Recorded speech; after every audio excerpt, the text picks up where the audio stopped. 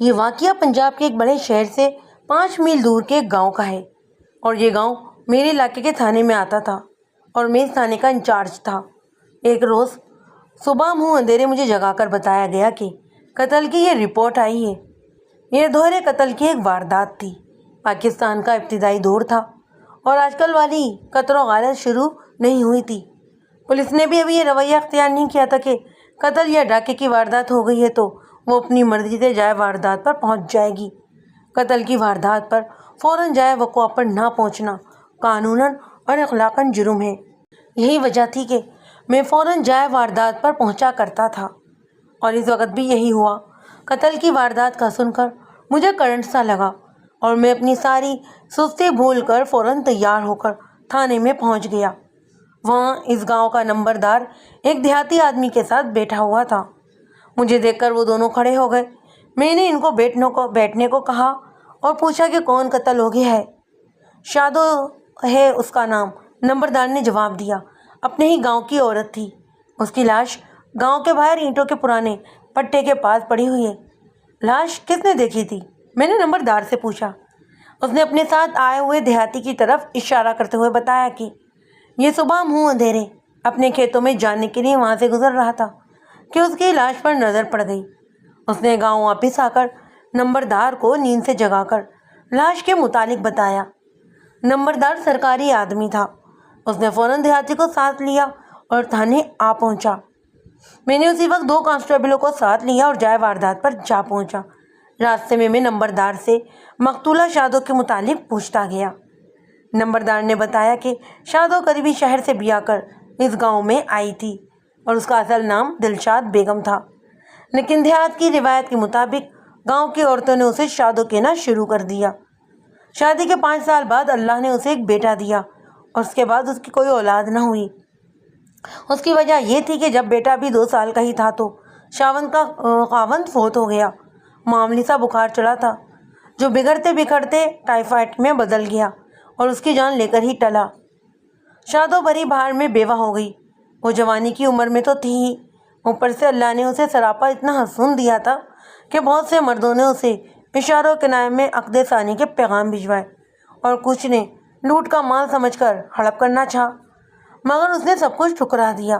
اس نے کہا کہ وہ اپنے بیٹے پر سوتیلے باپ کا سایہ بھی نہیں پڑنے دے گی۔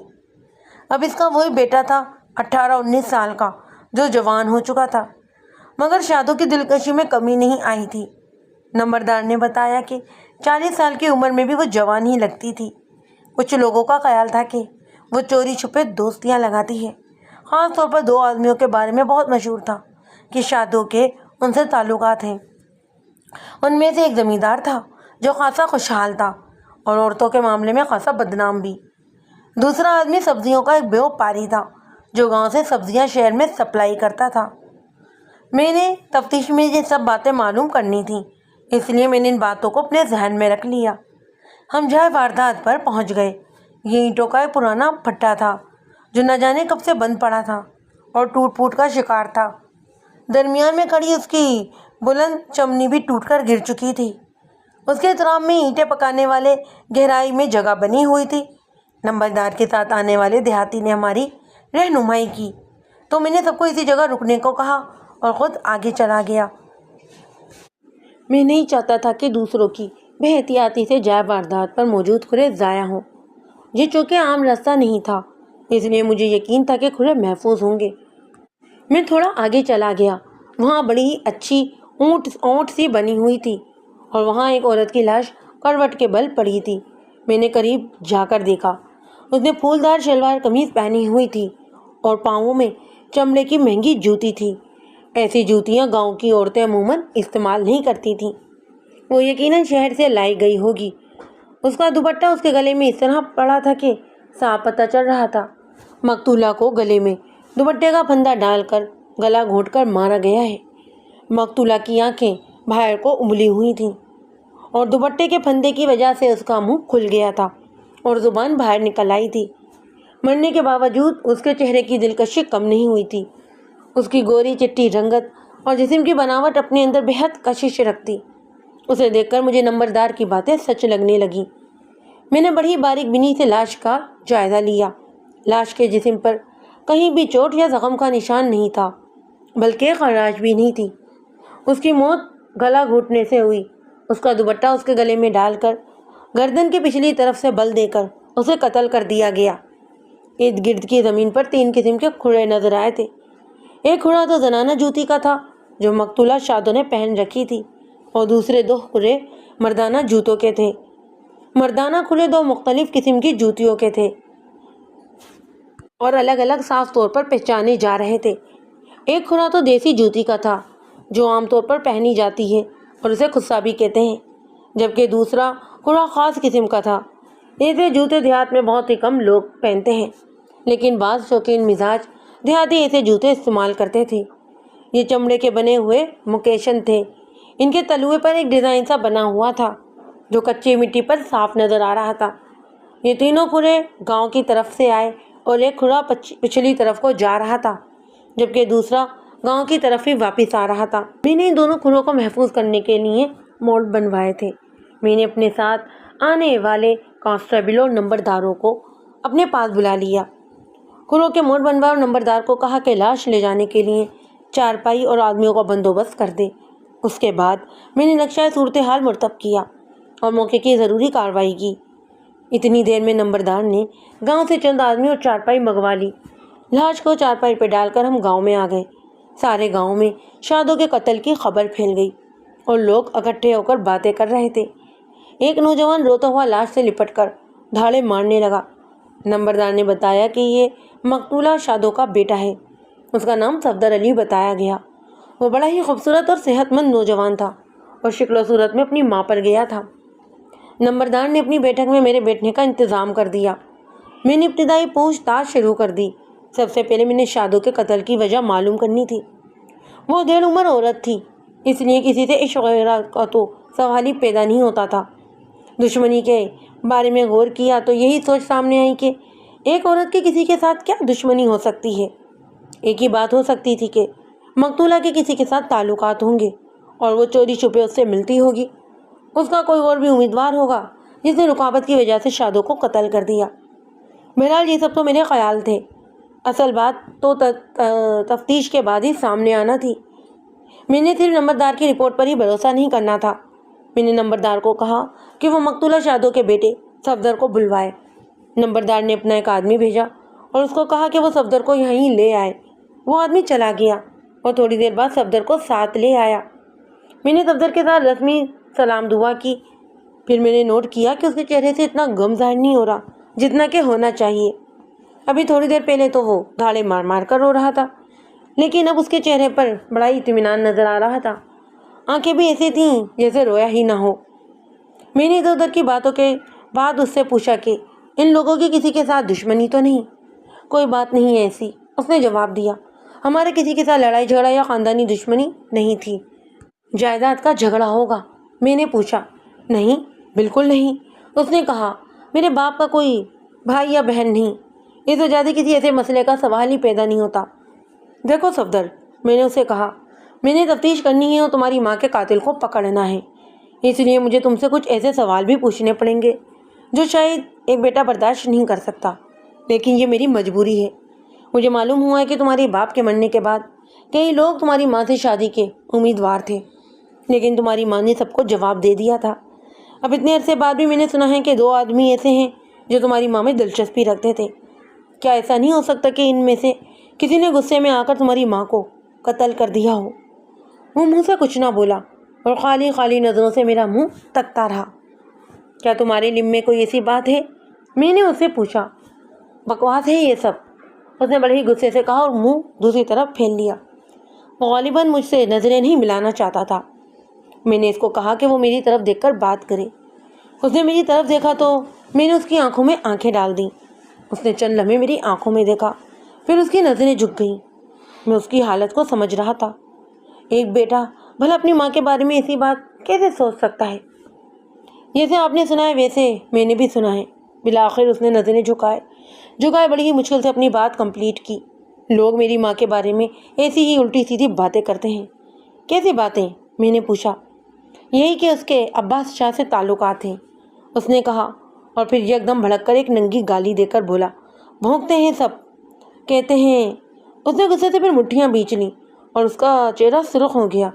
यह अब्बास शाह कौन है? मैंने पूछा। हमारे गांव का आदमी है, उसने कहा। शहर की मंडी में सब्जियों और फलों का कारोबार करता है। मुझे याद आया कि सब्जियों के व्यापारी के मुतालिक मुझे नंबरदार ने बता दिया था। मुझे यही सोच आ रही थी कि अब्बास शाह को क्या जरूरत पड़ी थी कि वो शादो को कत्ल कर दे। एक और सवाल तो ये भी था कि शादो भट्टे के खंडर में किसको मिलने गई थी, अब्बास शाह से या किसी और से? अगर वो अब्बास शाह से मिलने गई थी तो फिर दूसरा आदमी कौन था जिसके खुले जाए वारदात पर पाए गए? शादो को अब्बास शाह ने कत्ल किया या उस दूसरे आदमी ने? और सबसे अहम बात तो ये मालूम करना थी कि दूसरा आदमी था कौन जिसके खुले लाश के पास पाए गए हैं। मैंने बहुत सोचा, मगर फौरी तौर पर कोई तसल्ली बख्श जवाब जहन में ना आया। मैंने मकतूला के बेटे सफदर अली को जाने की इजाज़त दे दी और कुछ ज़रूरी कार्रवाइयाँ करके थाने चला आया। लाश को मैंने पहले ही पोस्टमार्टम के लिए भिजवा दिया था। शाम तक उसकी रिपोर्ट भी मिल जानी थी। मैंने थाने में आकर फ़ौरन अपने मुखबिरों को तलब कर लिया, जिनमें 2 औरतें भी थीं। मैंने इनको समझा दिया कि मैं क्या मालूम करना चाहता हूँ। ये 2 औरतें और मर्द थे जो घरों के अंदर की वो बातें मालूम कर लाते थे जो 7 मर्दों में भी छुपकर की जाती हैं। फौरी तौर पर वो शख्स मेरी नज़र में मुश्तबा थे और मैं इन्हीं से तफ्तीश का आगाज़ करने का फैसला करना चाहता था। उनमें से एक तो अब्बास शाह था, दूसरा वो ज़मींदार जो शादो का आशिक बना हुआ था। उसका नाम मुझे सलामत अली बताया गया।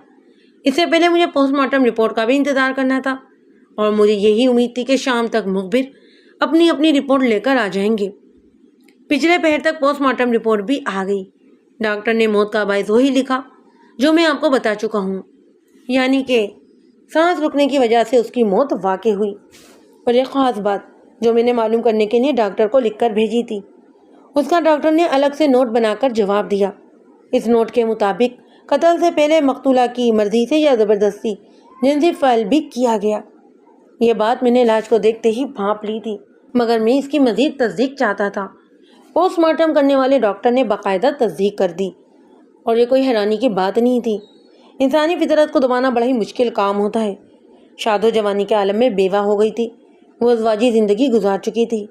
इन हालात में जब उसे कोई रोकने टोकने वाला नहीं था और वो तन्हा अपने बेटे के साथ ज़िंदगी गुजार रही थी, जबकि बाहर उसके लिए गुनाह की तरगीब भी मौजूद थी, तो उसका बहक जाना कोई अनहोनी नहीं थी।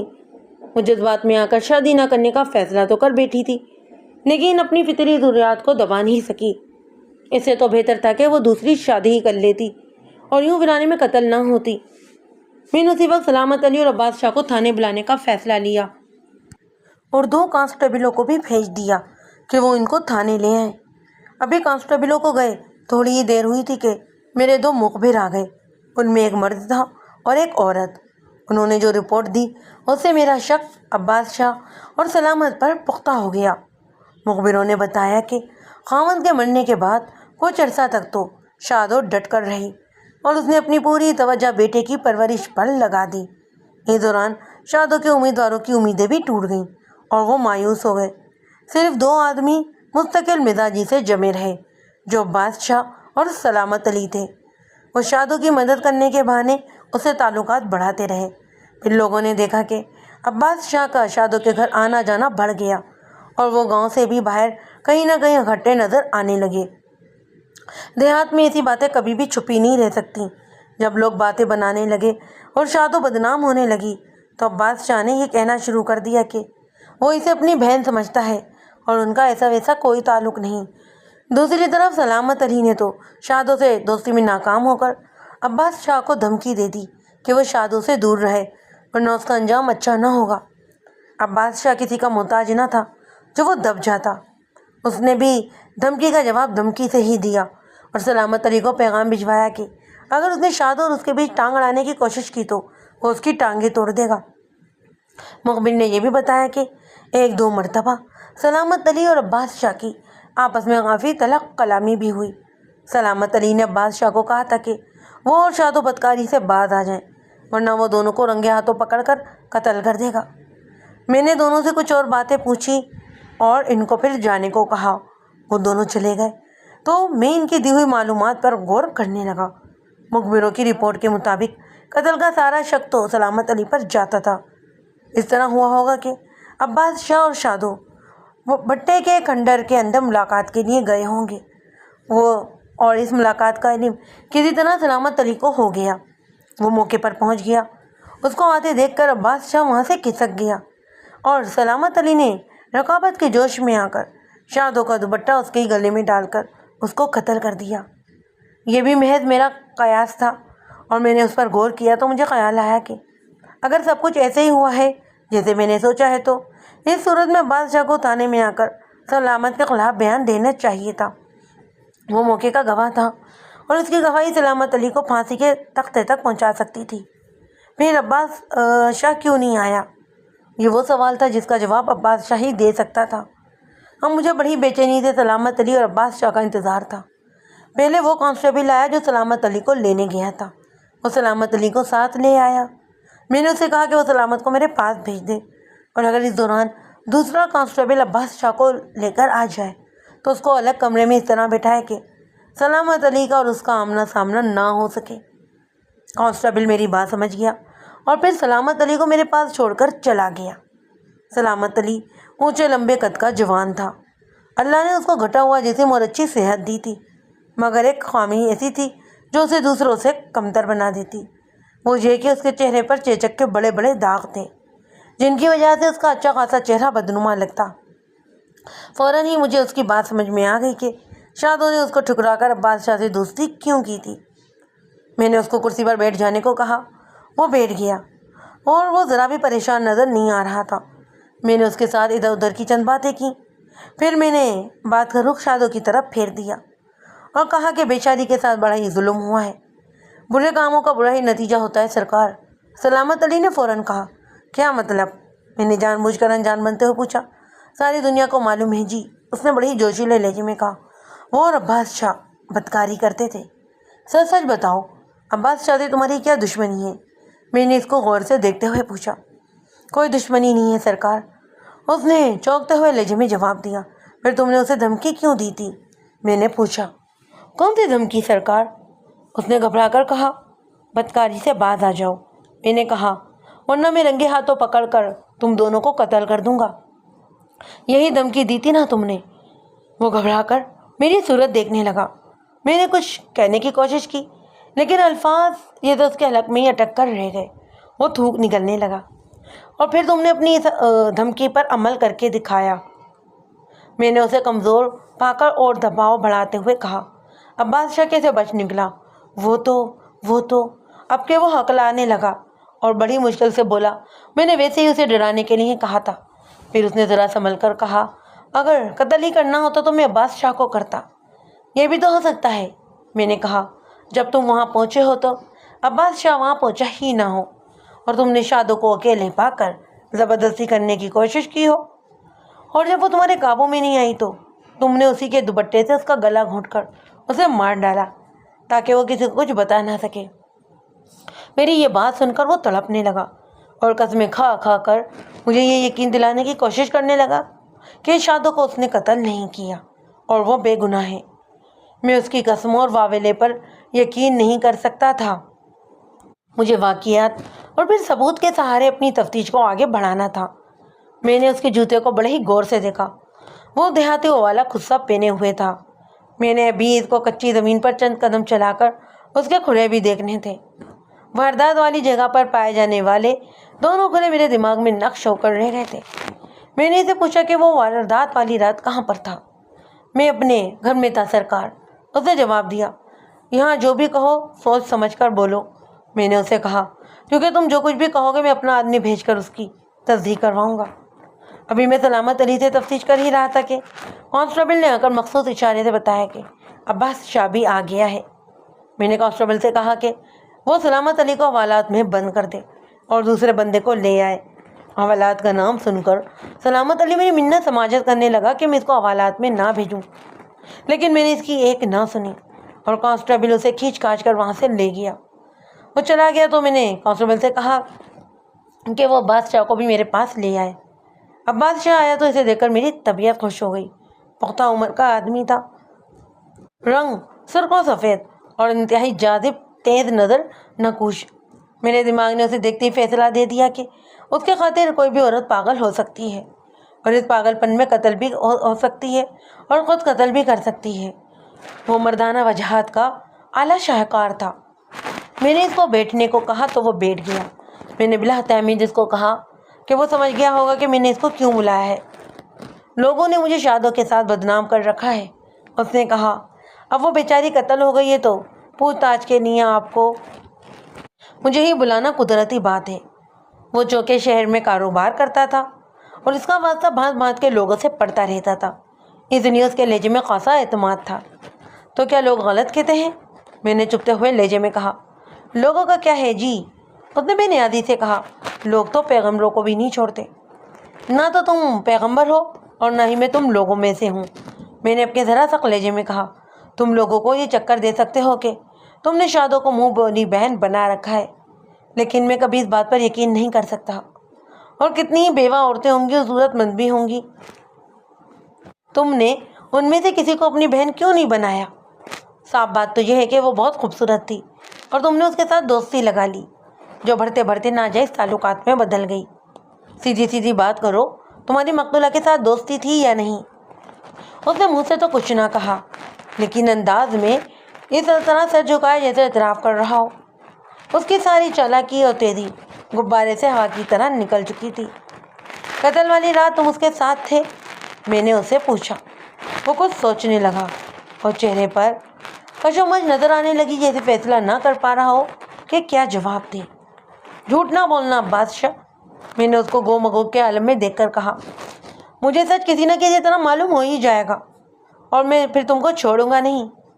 میں تم پر قتل کا الزام نہیں لگاتا کہ تم نے کوئی جرم نہیں کیا، سچ بولو اور فائدے میں رہو گے۔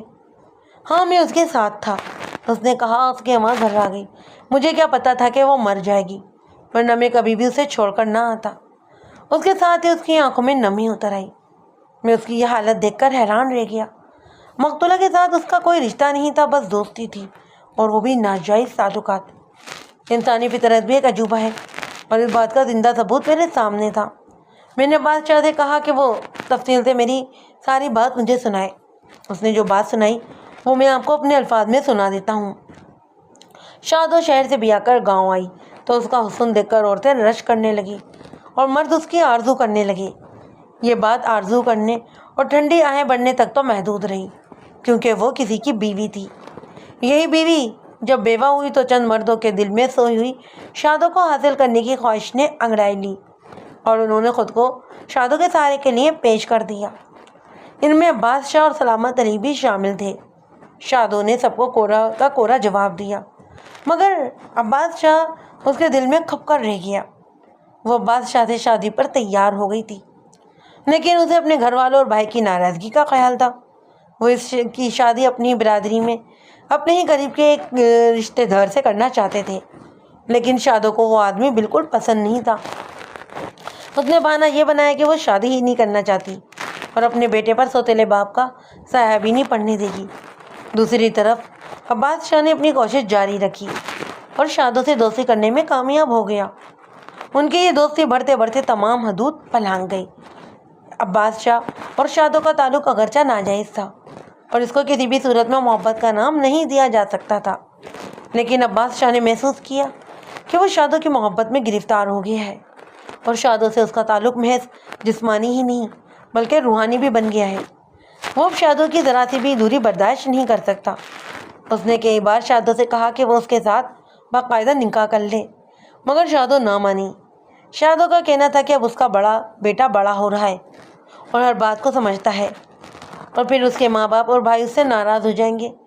شادو نے عباس شاہ کو اصل بات بتائی، جس کی وجہ سے وہ بادشاہ یا کسی اور آدمی سے شادی نہیں کر سکتی تھی۔ بات یہ تھی کہ برادری کے جس آدمی کے لیے شادو کا رشتہ مانگا جا رہا تھا وہ پہلے سے ہی شادی شدہ تھا اور اس کے 2 بچے بھی تھے۔ اس کی بیوی مر گئی تھی۔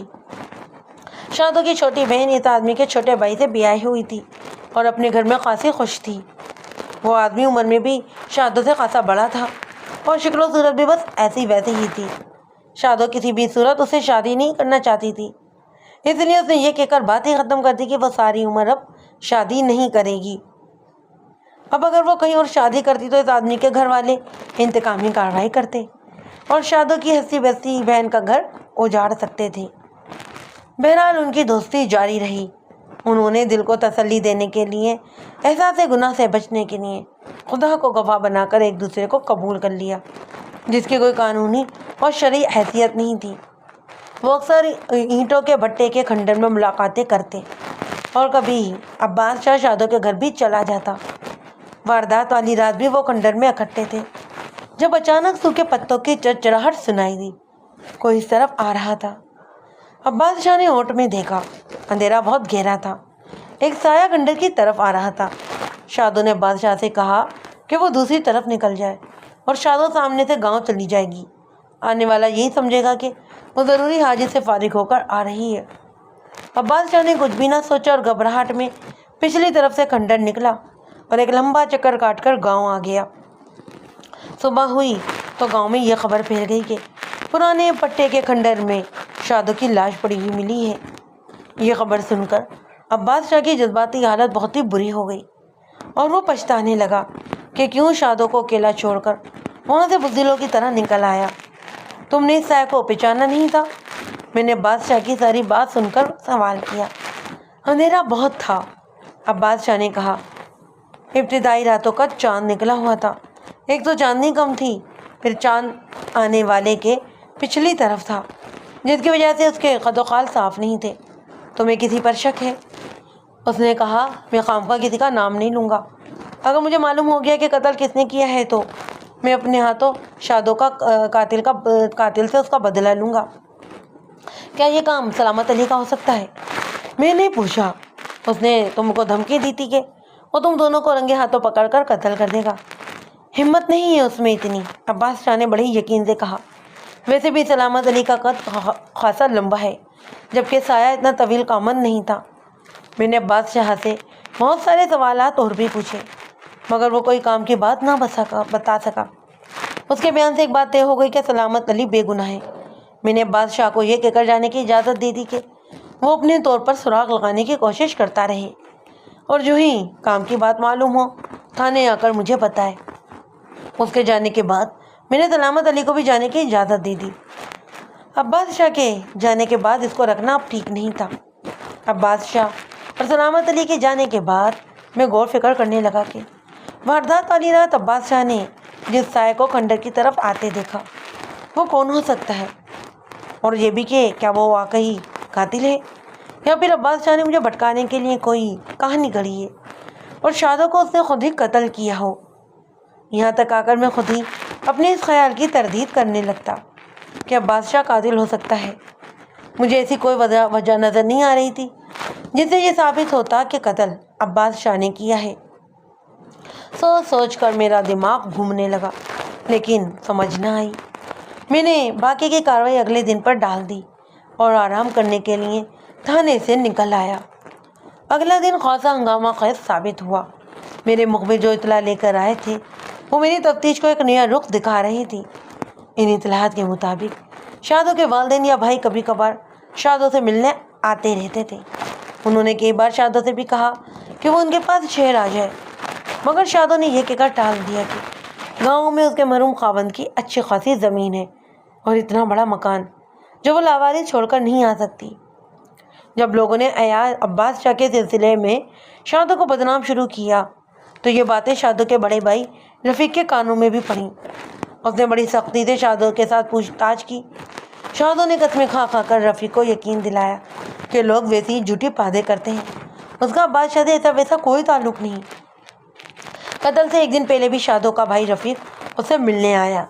ان دونوں کے درمیان خاصی طلب کلامی ہوئی۔ رفیق نے شادو سے کہا تھا کہ اگر اسے معلوم ہو گیا کہ لوگ جو کہتے ہیں وہ سچ ہے تو وہ اپنے ہی ہاتھوں شادو کا گلا گھونٹ دے گا، اور پھر اگلی ہی رات شادو کا گلا گھونٹ کر قتل کر دیا گیا۔ اس سے بجا طور پر رفیق پر شک کیا جا سکتا تھا کہ اس نے غیرت کے جوش میں آ کر بہن کو قتل کر ڈالا اور چپکے سے شہر میں واپس چلا گیا۔ میں جتنا اس امکان پر سوچتا گیا میرا شک پختہ ہو گیا۔ میں نے رفیق کو بھی شامل تفتیش کرنے کا فیصلہ لیا۔ شادو کے ماں باپ، رفیق اور دیگر رشتے دار ابھی گاؤں میں ہی موجود تھے۔ انہوں نے شادو کے بیٹے صفدر کی مرضی پر شادو کو گاؤں میں ہی دفن کر دیا اور اب پل وغیرہ کے لیے رکے ہوئے تھے۔ میں نے کانسٹیبل کو بھیجا کہ وہ مقتولہ شادو کے بھائی کو تھانے لے آئے۔ کانسٹیبل چلا گیا اور تھوڑی ہی دیر بعد رفیق کو ساتھ لے آیا۔ میں نے رفیق کے ساتھ اس کی بہن کی موت پر افسوس کا اظہار کیا۔ میں نے تو کئی بار اس کو کہا تھا۔ اس نے تعصب بھرے انداز میں کہا کہ گاؤں چھوڑ دے اور ہمارے پاس شہر آ جائے، مگر وہ مانتی ہی نہیں تھی اور آخر اب گاؤں میں ہی ماری گئی۔ تم کو کسی پر شک ہے؟ میں نے پوچھا۔ کسی کے ساتھ کوئی لڑائی جھگڑا یا خاندانی دشمنی؟ ایسی کوئی بات نہیں ہے جی، اس نے جواب دیا۔ ہماری کسی کے ساتھ ایسی دشمنی نہیں کہ قتل تک نوبت آ پہنچے، اور کوئی ایسا مشکوک فرد بھی نہیں کہ جس پر شبہ کیا جا سکے کہ اس نے شادو کو قتل کیا ہوگا۔ مرحومہ کے متعلق کچھ ایسی ویسی باتیں کرنا مناسب نہیں، میں نے محتاط انداز میں اس سے کہا۔ لیکن میں چونکہ تفتیش کر رہا ہوں اس لیے کچھ ایسے سوال بھی کروں گا جو تمہیں ناگوار گزریں گے۔ میں نے سنا ہے کہ مقتولہ کی کسی آدمی کے ساتھ دوستی تھی۔ میں نے ناجائز تعلقات کی بجائے دوستی کا نرم لفظ استعمال کرتے ہوئے کہا۔ سنا تو میں نے بھی تھا، اس نے مجھ سے نظریں چراتے ہوئے کہا۔ تمہارا مقتولہ کے ساتھ جھگڑا بھی ہوا تھا، میں نے کہا، اور قتل سے 1-2 دن پہلے تم نے اپنی بہن کو قتل کرنے کی دھمکی بھی دی تھی، کیا یہ سچ ہے؟ اس نے حیران نظروں سے میری طرف دیکھا، پھر اعتراف کے انداز میں سر ہلایا۔ تم نے غیرت مندوں والا کام کیا ہے رفیق، میں نے اسے شاباش دیتے ہوئے کہا۔ اب بہادروں کی طرح اپنا جرم کا اقبال بھی کرو۔ میری بات سن کر وہ بیٹھا ہوا یوں اچھلا جیسے میں نے اسے کاٹ کھایا ہو۔ میں آپ کا مطلب نہیں سمجھا جناب، اس نے پھٹی پھٹی آنکھوں سے میری طرف دیکھتے ہوئے کہا۔ کہنا کیا چاہتے ہیں آپ؟ وہ تمہارے سمجھانے کے بعد بھی باز نہیں آئی تھی، میں نے اس کی آنکھوں میں دیکھتے ہوئے کہا۔ تم لوگوں کو کسی طرح علم ہو گیا کہ وہ عباس شاہ کو کھنڈر میں ملنے جاتی ہے، تم نے اس پر نظر رکھنی شروع کر دی اور آخر تمہیں موقع مل گیا اور تم رات کو آئے اور چپکے سے اسے قتل کر کے واپس شہر چلے گئے۔ کیا خیال ہے تمہارا کہ تم کو کسی نے نہیں دیکھا تھا؟ میں نے دل میں تیر چلایا، لیکن گاؤں کے چوکیدار نے تم کو گاؤں سے نکلتے ہوئے دیکھ لیا تھا۔ وہ تڑپ اٹھا اور قسمیں کھا کھا کر کہنے لگا کہ چوکیدار کو غلط فہمی ہوئی ہوگی، آپ چوکیدار کو یہاں بلا لیں۔ اس نے کہا، میں تو ایک دوست کی شادی میں گیا ہوا تھا، میں آپ کو اس کا نام اور پتہ لکھوا دیتا ہوں، آپ کانسٹیبل بھیج کر تصدیق کروا لیں۔ میرا اندھیرے میں چلایا ہوا تیر خطا گیا، مجھے اس کے لہجے میں سچائی محسوس ہو رہی تھی۔ میں نے اس کے بتائے ہوئے دوست کے گھر کانسٹیبل کو بھیج کر تصدیق کرانے کا فیصلہ لیا۔ اسی وقت ایک کانسٹیبل کو شہر بھجوا دیا۔ شہر زیادہ دور نہیں تھا، کانسٹیبل نے جلدی واپس آ جانا تھا۔ اس کے بعد میں نے رفیق کو جانے کی اجازت دے دی اور کہا کہ وہ میری اجازت کے بغیر ابھی گاؤں سے باہر نہ جائے۔ وہ چلا گیا تو میں بڑی بے چینی سے اس کانسٹیبل کا انتظار کرنے لگا جس کو میں نے شہر بھیجا تھا۔ تقریباً 2 گھنٹے کے بعد کانسٹیبل آ گیا اور اس نے بتایا کہ رفیق کے بیان کی تصدیق کر کے آیا ہے، وہ اس کا بیان بالکل ٹھیک ہے۔ میں نے کانسٹیبل کو بھیج دیا اور خود سر پکڑ کر بیٹھ گیا۔ اس کیس میں تفتیش کرتا ہوا میں جس راستے پر بھی آگے بڑھتا وہ راستہ آگے جا کر بند ہی ملتا۔ میں ایک بار پھر نئے سرے سے اس کیس پر غور کرنے لگا۔ اس وقت تک میرے سامنے 3 مشتبہ افراد آئے تھے، پھر حالات و شواہد تینوں کو بے گناہ ثابت کر رہے تھے۔ مجھے ایسا لگ رہا تھا جیسے میں کوئی خاص بات نظر انداز کر گیا ہوں۔ میں جو غور کرتا گیا میرا ذہن الجھتا گیا۔ قتل کو دوسرا دن تھا اور میری تفتیش 1 انچ بھی آگے نہیں بڑھی اور یہ دن بھی گزر گیا۔ رات سونے کے لیے میں لیٹا تو نیند میری آنکھوں سے دور تھی۔ میرا ذہن گن چکر بن گیا اور اس کیس نے میری نیند کو اڑا دیا۔ جانے رات کے کس وقت میری آنکھ لگی اور میں ایسا بے خبر سویا کہ کچھ خبر ہی نہ رہی۔ اس روز اگر تھانے سے ایک کانسٹیبل مجھے بلانے نہ آتا تو میں دوپہر تلک سویا ہی رہتا۔ میں بڑی مشکل سے اٹھا، نیند کا خمار ابھی تک طاری تھا۔ وقت دیکھا تو ابھی صبح کے 7 ہی بجے تھے۔ بڑی ہی کوفت ہوئی۔ میرا خیال تھا کہ شادو کے کیس کے متعلق کوئی اہم اطلاع ہوگی۔ میں نے سوچ لیا تھا کہ کانسٹیبل کی بات سن کر دوبارہ سو جاؤں گا اور تازہ دم ہو کر ہی اب تھانے پہنچوں گا، مگر کانسٹیبل نے جو خبر مجھے سنائی اس نے تو میری ساری سستی اور نیند ہی اڑا دی۔ اس نے بتایا کہ نمبردار یہ اطلاع لے کر آیا ہے کہ مقتولہ مقتولہ شادو کا بیٹا صفدر علی اپنے گھر میں مردہ پڑا ہوا ملا ہے۔ کسی نے اس کا گلا گھونٹ کر مار دیا اور میں ساری سستی بھول کر اسی وقت تھانے جانے کے لیے تیار ہو گیا۔ تھانے پہنچ کر میں نے نمبردار سے ساری تفصیل پوچھی۔ نمبردار نے بتایا کہ مقتولہ شادو کے قتل وغیرہ کے بعد سب لوگ اپنے اپنے گھروں کو چلے گئے۔ شادو کے ماں باپ یعنی مقتول کے نانا نانی اور ماموں نے کہا کہ وہ ان کے ساتھ چلے، مگر اس نے ان کے ساتھ جانے سے انکار کر دیا اور کہا کہ وہ بعد میں آئے گا، ابھی یہیں رہے گا۔ صفدر کی عادت تھی کہ گاؤں کے نوجوان لڑکوں کے ساتھ صبح سویرے کثرت کے لیے کھلی جگہ پر جاتا۔ اس صبح بھی اس کا ایک دوست اسے گھر سے بلانے کے لیے آیا۔ اس نے پہلے تو اسے آوازیں دیں اور دروازہ کھٹکھٹایا، لیکن کوئی جواب نہ ملا۔ اسے بڑی ہی تشویش ہوئی۔ اس نے دروازے کو دھکا دیا تو دیکھا وہ کھلا ہوا ہے۔ پہلے اس نے سوچا کہ شاید صفدر باہر نکل گیا ہوگا۔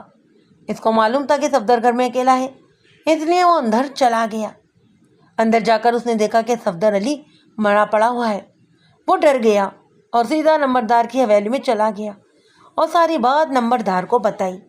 نمبردار نے اس کے ساتھ جا کر اپنی آنکھوں سے دیکھا اور اس کی لاش کو دیکھا، پھر باہر سے گھر کے دروازے کو کنڈی لگا کر تھانے چلا آیا۔ نمبردار سے ساری تفصیل سن کر میں نے 2 کانسٹیبل اور ایس آئی کو ساتھ لیا اور گاؤں چلا گیا۔ صفدر کا دوست جس نے پہلے لاش دیکھی تھی وہ ہمارے ساتھ تھا۔ ابھی گاؤں کے لوگوں کو اس تازہ واردات کا علم نہیں تھا۔ پولیس کو دیکھ کر وہ ہمارے پیچھے پیچھے آنے لگے۔ مطلوبہ مکان پر پہنچ کر نمبردار نے آگے بڑھ کر دروازے کی کنڈی کھولی۔ میں نمبردار کے ساتھ ساتھ اندر چلا گیا۔ نمبردار نے بتایا کہ لاش اندر کمرے میں پڑی ہے۔ میں احتیاط سے اندر چلا۔ ویسے تو پورے ہی گھر میں فرش کچا تھا، لیکن کمروں کے اندر گندی ہوئی مٹی سے لپائی کی گئی تھی، جس کی وجہ سے کسی بھی قسم کے کھرے کا نشان نظر نہیں آ رہا تھا۔ میں لاش کے قریب چلا گیا۔ جس طرح ماں کو قتل کیا گیا تھا، بیٹے کو بھی اسی طرح قتل کیا گیا۔ فرق صرف یہ تھا کہ مقتولہ شادو کو قتل کرنے کے لیے اسی کا دوپٹہ گلے میں ڈال کر بل دے کر قتل کیا گیا اور صفدر علی کے گلے میں پڑا رومال ملا تھا۔ ایسے بڑے رومال آپ لوگوں نے اکثر لوگوں کے کندھوں پر ڈلے ہوئے یا سر پر لپیٹے ہوئے دیکھے ہوں گے۔ ایسا ہی ایک رومال صفدر کے گلے میں ڈال کر گردن کے پچھلی طرف بل دے کر اس کا گلا کھونٹ دیا گیا۔ جس چیز نے میری توجہ اپنی طرف کھینچی وہ کانچ کی چوڑیوں کے ٹکڑے تھے جو ادھر ادھر پھیلے ہوئے تھے۔ میں نے جیب سے رومال نکال کر وہ ٹکڑے اکٹھے کر کے رومال میں ڈالے اور رومال جیب میں رکھ لیا۔ اس کے بعد میں نے بڑی ہی باریک بینی سے لاش کے ارد گرد کا جائزہ لیا، پر وہاں کسی بھی قسم کی بے ترتیبی نظر نہیں آئی اور ہر چیز بڑے ہی سلیقے سے اپنی جگہ پر رکھی ہوئی مل رہی تھی۔ مقتول کے جسم پر بھی کسی ضرب یا زخم کا نشان مجھے نظر نہیں آیا۔ اس سے میں نے یہ اندازہ لگایا کہ صفدر بے خبری میں مارا گیا ہے اور اسے قاتل کے خلاف کسی بھی قسم کی جدوجہد یا مزاحمت کا موقع ہی نہیں ملا۔ اگر کوئی ایسی بات ہوتی تو کمرے میں ایسے آثار موجود ہوتے۔ میں نے نقشہ صورتحال تیار کیا اور ضروری کاغذی کارروائی کرنے کے بعد لاش کو باقاعدہ قبضے میں لے کر پوسٹ مارٹم کے لیے بھجوا دیا۔ اس کے بعد میں نے بڑی توجہ اور غور سے صحن کا جائزہ لینا شروع کیا۔ وہاں مجھ کو کھرے نظر آئے اور ان کو دیکھ کر میں چونک اٹھا۔ یہ کھرے بالکل ویسے ہی تھے جیسے میں نے شادو کی لاش کے پاس دیکھے تھے۔ یہ ایک بڑی ہی اہم بات تھی اور اس سے یہ پتہ چلتا تھا کہ یہ دونوں قتل ایک ہی شخص نے کیے ہیں۔ اس واردات میں جو نئی بات سامنے آئی وہ یہ تھی کہ اب اس میں ایک عورت بھی شامل ہو گئی تھی۔ جب واردات سے ملنے والی چوڑیوں کے ٹکڑے اس بات کو ثابت کر رہے تھے کہ قتل کے وقت کوئی عورت بھی موجود تھی۔ اس نئے انکشاف سے تفتیش کا رخ ہی بدل گیا۔ مقتول کے دوست نے بتایا کہ صبح جب وہ آیا تو دروازہ کھلا ہوا تھا۔ میں نے اندر اور باہر سے تمام دیواروں کو اچھی طرح دیکھا، کہیں بھی کوئی ایسا نشان یا رگڑ وغیرہ نظر نہ آئی جسے اس بات کا اندازہ ہوتا کہ قاتل دیوار پر چڑھ کر اندر کودا تھا۔ قاتل دروازے سے ہی واپس گیا تھا۔ اس سے مجھے یہ بھی خیال آیا کہ قاتل جو کوئی بھی تھا مقتول اسے جانتا تھا اور اسے خود لے کر اندر گیا تھا۔ ضروری کارروائیوں کے بعد فارغ ہو کر میں ایک بار پھر نمبردار کی بیٹھک میں جا بیٹھا۔ اس واردات میں ایک لڑکی کی موجودگی سے مجھے امید ہو چلی تھی کہ میں جلدی اس لڑکی کا سراغ بھی لگا لوں گا۔ ہو سکتا تھا کہ مقتول کا کسی لڑکی سے دوستانہ ہو اور لڑکی والے وارثوں کو اس کی دوستی کا علم ہو گیا ہو۔ لڑکی رات کو چوری چھپے مقتول سے ملنے آئی ہو اور لڑکی کا بھائی باپ اس کے پیچھے آ گیا ہو اور اس نے غیرت کے جوش میں صفدر علی کو قتل کر دیا۔ میں نے یہ سب کچھ سوچ تو لیا، مگر پھر خیال آیا کہ شادو کے قتل کو کس خانے میں فٹ کروں گا۔ اگر قاتل ایک ہی شخص تھا، جیسا کہ ایک ہی جیسے خروش ظاہر بھی ہو رہا تھا، تو پھر سوال یہ پیدا ہوتا تھا کہ اسے مقتول کی ماں کو کیوں مارا۔ بہرحال میں نے مقتول صفدر کے دوست سے پوچھ تاچھ کرنے کا فیصلہ لیا اور اس کو اپنے پاس بٹھا لیا۔ میں نے اس کے ساتھ بڑی بے تکلفی سے باتیں کی اور اس کی جھجک اور پولیس کا خوف دور کیا۔ پھر میں نے اسے کہا کہ مجھے اس کے دوست کے قتل ہونے کا بہت افسوس ہوا ہے اور یہ کہ میں اس کے قاتل کو پکڑنا چاہتا ہوں۔ اس دوست کا نام ارشد تھا۔ مجھے تمہاری مدد کی ضرورت ہے۔ میں نے اس سے کہا، تمہارا دوست کسی لڑکی کے چکر میں مارا گیا ہے۔ تم اس کے بے تکلف دوست ہو، تم کو ضرور معلوم ہوگا کہ اس کا کسی لڑکی سے کیا چکر تھا۔ یہ میرا اور اس کا راز تھا۔ ارشد نے کہا، میں کبھی بھی یہ راز فاش نہ کرتا۔ اب چونکہ اگر میرا یاری نہ رہا تو یہ راز رکھنے کا کیا فائدہ۔ گاؤں کے جلاہو کی لڑکی پروین اس پر مر مٹی تھی اور وہ دونوں چوری چھپے ملتے تھے۔ صفدر پروین کے ساتھ مخلص نہیں تھا اور محض وقت گزاری کے لیے اس کو محبت کا فریب دے رہا تھا۔ دوسری طرف پروین بڑی سنجیدگی سے مقتول کے ساتھ محبت کرتی تھی اور اس سے شادی کے خواب دیکھ رہی تھی۔ مقتول کے دوست ارشد نے مجھے مقتول اور پروین کی ملاقاتوں کے قصے سنانے شروع کر دیے، جن سے مجھے کوئی نئی بات معلوم نہیں ہوئی۔ میں صرف اپنے کام کی باتیں معلوم کرنا چاہتا تھا، اور کام کی بات یہ تھی کہ صفدر پروین کو چکر دے رہا تھا اور محبت کے نام پر اس کے ساتھ گناہ کا کھیل بھی کھیل رہا تھا۔ ارشد نے بتایا کہ پچھلے 1 مہینے سے پروین نے مقتول کو کہا تھا کہ وہ ان کے گناہ کی وجہ سے کنواری ماں بننے کے مراحل میں داخل ہو گئی ہے اور ابھی ابتدائی علامات ظاہر ہو رہی ہیں۔ وہ مقتول کی منت سماجت کرتی کہ جتنی جلدی ہو سکے اس کے ساتھ شادی کر لیں تاکہ وہ بدنامی سے بچ جائے۔ ایک بار تو وہ مقتول کے پیروں پر بھی گر پڑی۔ مقتول اسے مسلسل ٹالتا رہا۔ اس کا پروین کے ساتھ شادی کرنے کا کوئی ارادہ ہی نہیں تھا۔ ذرا غور کریں، ماں نے محبت کے نام پر غیر مرد سے ناجائز تعلقات قائم رکھے ہوئے تھے اور بیٹا بھی اسی کے نقش قدم پر چلتے ہوئے ایک لڑکی سے دوستی لگا کر شیطانی کھیل کھیل رہا تھا۔ مجھے شک ہی نہیں بلکہ یقین تھا کہ یہ دونوں اسی چکر میں مارے گئے ہیں۔ کیا پروین کے گھر والوں کو اس بات کا علم تھا؟ میں نے ارشد سے پوچھا۔ میں یقین سے کچھ نہیں کہہ سکتا، ہو سکتا ہے کہ انہیں شک ہو۔ میں نے یہ سوال اس لیے پوچھا تھا کہ دیہات میں ایسی بے غرض قسم کی محبتوں کی گنجائش نہیں ہوتی۔ ایسی جھوٹی یا سچی محبتوں کا انجام زیادہ تر لڑکے اور لڑکی دونوں کی موت کی صورت میں ہی سامنے آتا تھا۔ اس سارے معاملے میں مجھے مقتول صفدر کے قتل کی یہی وجہ نظر آ رہی تھی۔ میں نے ارشد سے اور بھی بہت سارے سوال پوچھے۔ میں نے ارشد سے یہ بھی پوچھا تھا کہ مقتول کا کسی کے ساتھ کوئی لڑائی جھگڑا تو نہیں تھا۔ اس کے جواب میں ارشد نے ایک واقعہ سنایا جو تقریباً 1 ہفتہ پہلے کا تھا۔ ہوا یوں کہ سارے لڑکے اکٹھے ورزش کر رہے تھے۔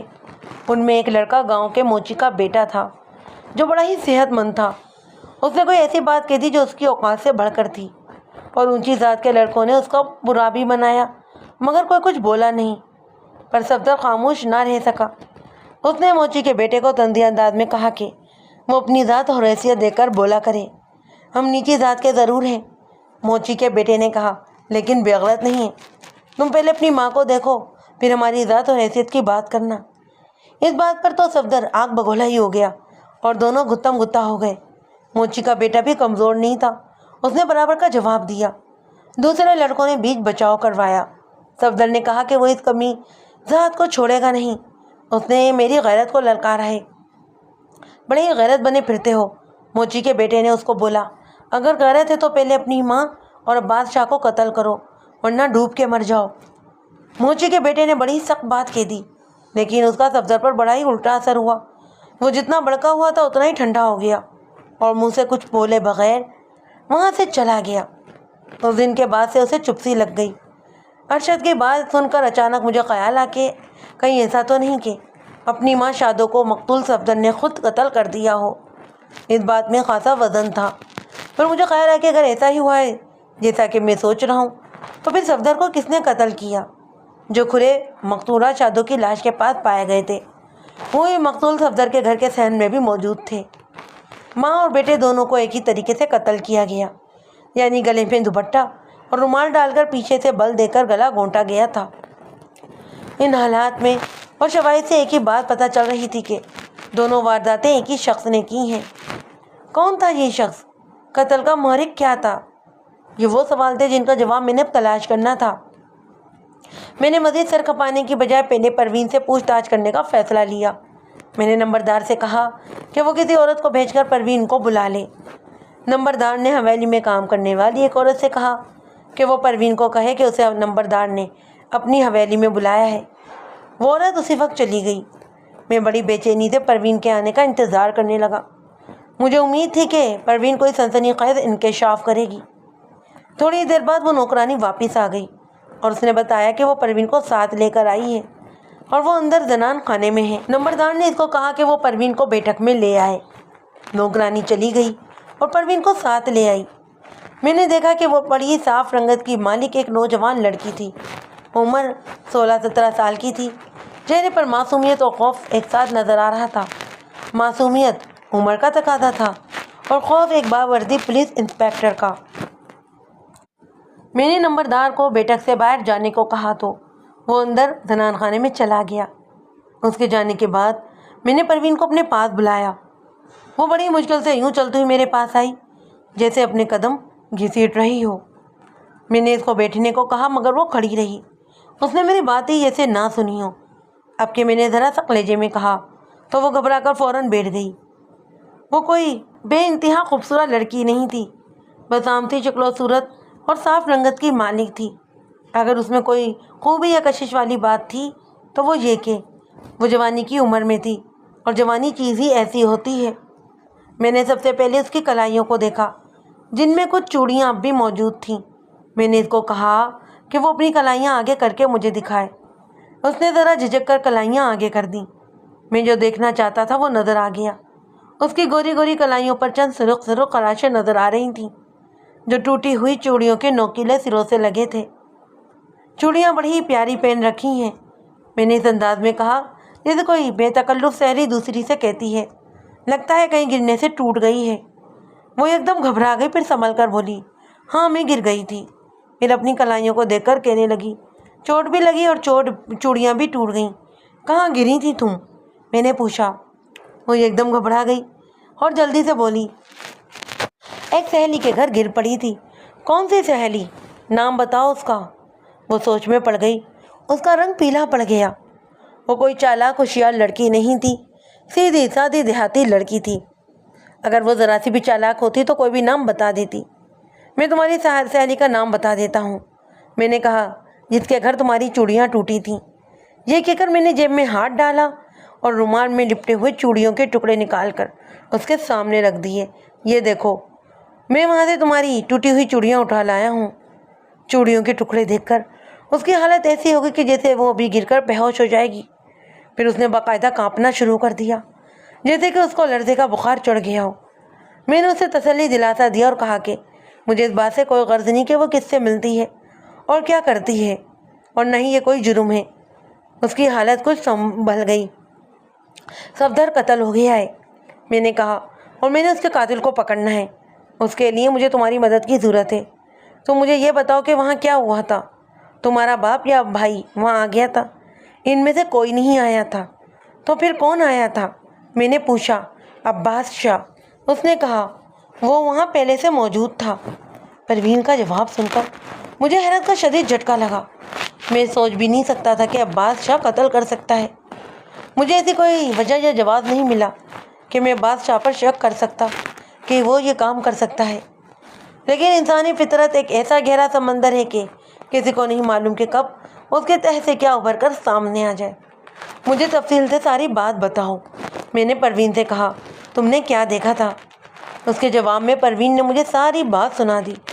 اس نے کچھ بھی نہ چھپایا، اپنے اور مقتول صفدر کے تعلقات کے بارے میں بھی بتا دیا۔ یہ سب کچھ مجھے صفدر کے دوست ارشد نے بھی پہلے ہی بتا دیا تھا۔ میں آپ کو پروین کا بیان مختصر کر کے سنا دیتا ہوں۔ پروین اکثر چوری چھپے مقتول صفدر سے ملتی رہتی۔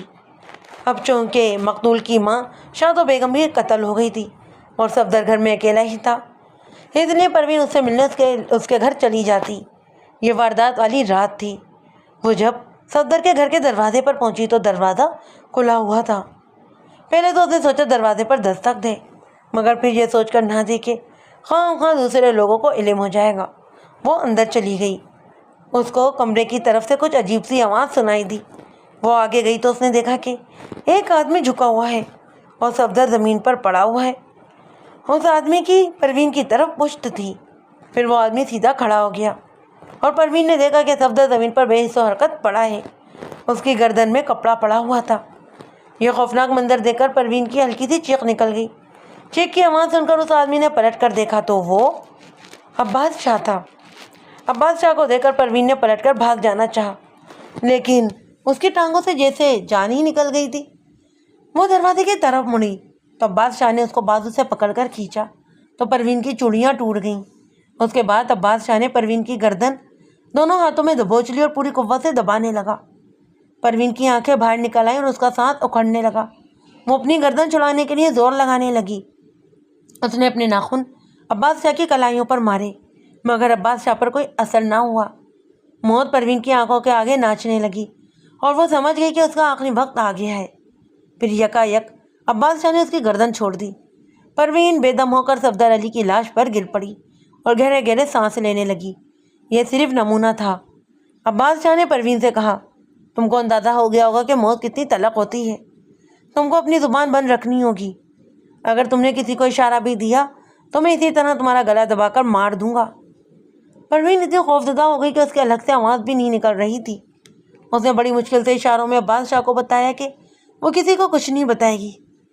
ایک بات یاد رکھنا پروین، عباس شاہ نے کہا، اگر تم نے میرے خلاف زبان کھولی تو پھر میری بھی زبان کھل جائے گی۔ سارے گاؤں والوں کو بتاؤں گا کہ تم صفدر علی کے ساتھ کون سا کھیل کھیلتی رہی ہو، اور قتل کا الزام بھی میں تم پر ہی لگاؤں گا۔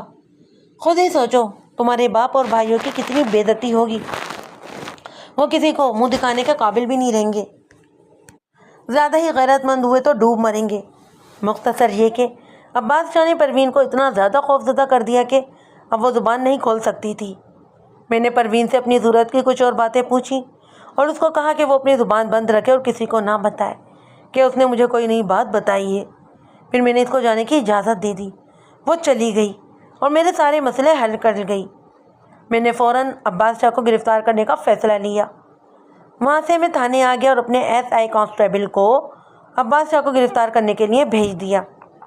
یہ دوہرا قتل میرے لیے ذہنی عذاب بننے والا تھا، اور قاتل ایسا شخص نکلا تھا جس کے بارے میں سوچ بھی نہیں سکتا تھا۔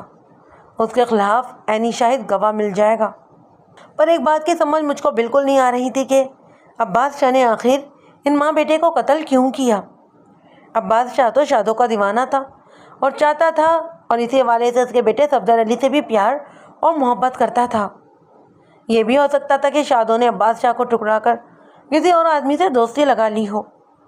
میں بڑی ہی دیر تک قیاس کے گھوڑے دوڑاتا رہا، خود ہی ایک بات سوچتا اور پھر اس پر اعتراض نکالتا اور اپنے خیالات کو مسترد کر دیتا۔ تنگ آ کر میں نے سوچا کہ جو بھی حقیقت ہوگی عباس شاہ کے آنے پر معلوم ہو جائے گی۔ خواہ سر کھپانے سے کیا فائدہ۔ کوئی 2 گھنٹوں کے بعد SI عباس شاہ کو گرفتار کر کے لے آیا۔ اس نے عباس شاہ کو باقاعدہ ہتھکڑی لگائی تھی۔ یہ میرا حکم تھا۔ عباس شاہ خاصے غصے میں نظر آ رہا تھا، لیکن بے بس تھا۔ میں نے SI کو اپنے ساتھ ہی رکھا اور اس کو کہا کہ وہ عباس شاہ کو لے کر بیٹھ جائے۔ SI نے عباس شاہ کو بیٹھایا اور اس کے ساتھ والی کرسی پر خود بیٹھ گیا۔ یہ زیادتی ہے میرے ساتھ۔ بیٹھتے ہی عباس شاہ نے شکایتی انداز میں کہا، مجھے حکم دیا ہوتا میں خود حاضر ہو جاتا۔ کوئی زیادتی نہیں عباس شاہ، میں نے خشک لہجے میں کہا۔ قاتلوں کو اسی طرح تھانے میں لایا جاتا ہے۔ لگتا ہے آپ کا شک ابھی تک دور نہیں ہوا، عباس شاہ نے مسکرا کر کہا۔ شک نہ کہو عباس شاہ، میں نے کہا، اب مجھے یقین ہو گیا ہے کہ یہ دونوں قتل تم نے ہی کہے ہیں۔ کہو تو ثبوت پیش کر دوں۔ میری بات سن کر وہ پہلے تو گھبرایا، لیکن پھر ہر مجرم کی طرح مجھے یقین دلانے کی کوشش کرنے لگا کہ وہ بے گناہ ہے۔ میں نے اسے کہا کہ وہ اپنی آستینیں اوپر کر کے اپنی کلائیاں مجھے دکھائے۔ اس نے جب کلائیاں ننگی کیں تو مجھے ان پر پروین کے ناخنوں کی لگی ہوئی خراشیں صاف نظر آئیں۔ یہ کیا ہوا ہے؟ میں نے پوچھا۔ یہ وہ، اس نے کچھ کہنا چاہا مگر اٹک گیا۔ جھوٹ مت بولو عباس شاہ، میں نے سختی سے کہا۔ پروین نے مجھے بیان دے دیا ہے بولو اقبالی بیان دو گے یا نہیں؟ عباس شاہ کا سارا جوش و خروش ختم ہو گیا اور وہ ڈھیلا پڑ گیا جیسے غبارے میں سے ہوا نکل گئی ہو۔ میں اس بات پر حیران ہوں کہ میں نے عباس شاہ سے کہا، تم نے پہلے شادو پھر صفدر کو قتل کیوں کیا؟ میں نے صرف صفدر کو قتل کیا ہے، عباس شاہ نے ہارے ہوئے انداز میں کہا۔ شادو کو میں بھلا کس طرح مار سکتا ہوں؟ اس کی آواز رند گئی۔ پھر شادو کو کس نے قتل کیا ہے؟ اس کے اپنے بیٹے صفدر نے، عباس شاہ نے کہا۔ وہ میری اور اپنی ماں کی دوستی کو پسند نہیں کرتا تھا۔ اس کی بات سن کر سارا معاملہ مجھے سمجھ آ گیا۔ جوان بیٹا ماں کی بے روی برداشت نہ کر سکا۔ پھر مجھے وہ بات یاد آ گئی جو مقتول کے دوست ارشد نے سنائی تھی کہ موچی کے بیٹے نے اس کو اس کی ماں کے متعلق تانا دیا۔ میں نے عباس شاہ سے کہا کہ وہ پوری تفصیل سے اپنا اقبالی بیان دے دے۔ اس نے بڑی تفصیل سے ہر بات مجھے بتائی۔ میں آپ کو اس کا بیان اپنے لفظوں میں سنا دیتا ہوں۔ عباس شاہ اور شادو کے بارے میں تھوڑی ہی تفصیل میں آپ کو پہلے سنا چکا ہوں۔ جب تک صفدر علی چھوٹا تھا تب تک کوئی مسئلہ نہیں ہوا۔ پھر وہ بڑا ہو گیا اور ہر بات سمجھنے لگا۔ عباس شاہ نے محسوس کیا اور شادو نے بھی اس کو بتایا کہ صفدر علی ان دونوں کے تعلقات کو اب پسند نہیں کرتا۔ پھر اس دوران وہ واقعہ ہو گیا جب موچی کے بیٹے نے اس کو تانا دیا کہ وہ اپنی ماں کو سنبھال کر رکھے۔ اس کے بعد وہ چپ چپ رہنے لگا۔ شادو نے عباس شاہ کو بتایا کہ وہ اس کے بیٹے کے ساتھ 2-3 مرتبہ لڑا بھی اور بڑی بدتمیزی بھی کی۔ واردات والی رات شادو اور عباس شاہ بھٹے کے کھنڈر میں بیٹھے ہوئے تھے کہ صفدر علی ان کی طرف آ گیا۔ عباس شاہ نے مجھے جھوٹ بتایا کہ اس نے آنے والے کو پہچانا نہیں تھا۔ اس نے اندھیرے میں صاف پہچان لیا تھا کہ آنے والا شادو کا بیٹا صفدر علی ہے۔ شادو نے عباس شاہ سے کہا کہ وہ پچھلی طرف سے نکل جائے اور وہ اپنے بیٹے کو سنبھال لے گی۔ عباس شاہ وہاں سے نکل کر گاؤں آ گیا۔ پھر صبح خبر ملی کہ شادو قتل کر دی گئی ہے۔ وہ سمجھ گیا کہ غرض مند بیٹے نے ماں کو قتل کر دیا ہے۔ اسے شادو سے بے پناہ محبت تھی۔ اسے شادو کے مرنے کا اتنا صدمہ ہوا کہ اس نے انتقامی کارروائی کا فیصلہ لیا اور موقع کی تلاش میں رہنے لگا۔